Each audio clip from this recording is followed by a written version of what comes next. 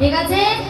সবাই দক্ষিণা দান করবেন, যেহেতু আপনারা সূর্য পূজায় দেবেন, কারণ সূর্য পূজা দেওয়ার উদ্দেশ্যই আজকে গৃহকর্মটা শুধু নয়, গৃহের মঙ্গল, স্বামীর মঙ্গল, সন্তানের মঙ্গল এবং জগৎবাসীর মঙ্গল। নিতাই গৌর আসন বাসন ভূষণ দিয়ে বটু বরণ করে বটুকে বসালো, আর কি করলো? পূজা শুরু করবে। যেই না পূজা শুরু করবে, এইদিকে এক ঘটনা ঘটে গেছে।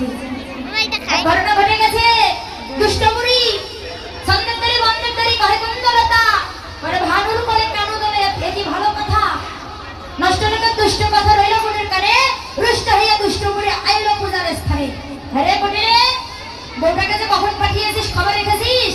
যা দেখে আয়। আমি দেখে আসলাম সে ভানুর ছলে কানু পূজা করছে। বলছি এ কি বলছো তুমি? বলছে হ্যাঁ বাচ্চা দেখে আসো। সে সর্বনাশ, যা যা যা রায়ানকে ডেকে নিয়ে আয়, আজকে হাতে নাতে ধরিয়ে দেব। রায়ান বলছে শোন সটকুটলে, যদি তোর কথা সঠিক না হয় তাহলে এই মা কালীর যে দাদা আছে, এই যে খড়গ কালীর হাতে, এই খড়গ দিয়ে তোর বলিদান করবো কিন্তু, বুঝিস? বলছে দাদা চলো, আজকে হাতে নাতে তোমাকে ধরিয়ে দেবো। আমি এতদিন বলি, আমার কথাটা বিশ্বাসই করো না, আজকে চলো। এবার যাচ্ছে যেই নামা, সুখ শাড়ি দুই পাখি গাছের আড়ালে, বলছে রাধে সাবধান, বিবাদিনীরা আসছে। এবার যেই না ডাকছে, রাধারানী বলছে প্রভু আমাকে রক্ষা করো, তোমাকে যদি দেখতে পাই তাহলে আজ আমার কলঙ্ক আরো দ্বিগুণ বেড়ে যাবে। এবার প্রাণ গোবিন্দ কি করলো? কানু তখনও ভানু হইয়া ফুলের ভিতরে যায়।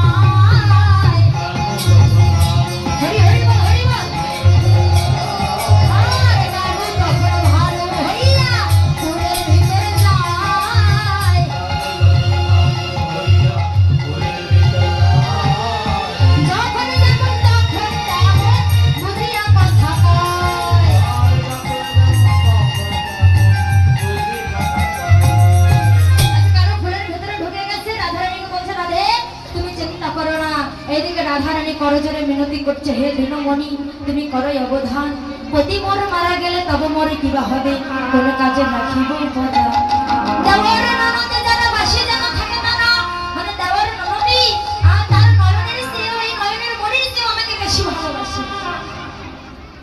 দেওয়ার ননদে যারা বাসে যেন থাকে তারা, শাশুড়ি সোহাগ করে যথা, সব মরিয়া গেলে তবে মোরে কিবা হবে, এতাপে কেমন রাইয়ের কথা শুনে কহে দেবী দিনমণি প্রসন্ন হইল দরবারে। আচ্ছা রাইয়ের কথা শুনে কহে দেবী দিনমণি প্রসন্ন হইল দরবারে। আচ্ছা তুমি সতী রমণী, আচ্ছা তুমি ঘরে যাও, তোমার এই সতী রমণের ফলে তোমার সংসারে কোনো অমঙ্গল আসবে না, তোমার সংসারে কোনো অমঙ্গল আসবে না, তোমার সতীত্বের জোরে তোমার সংসার সুখে শান্তিতে ভরে উঠবে। নিতাই গৌর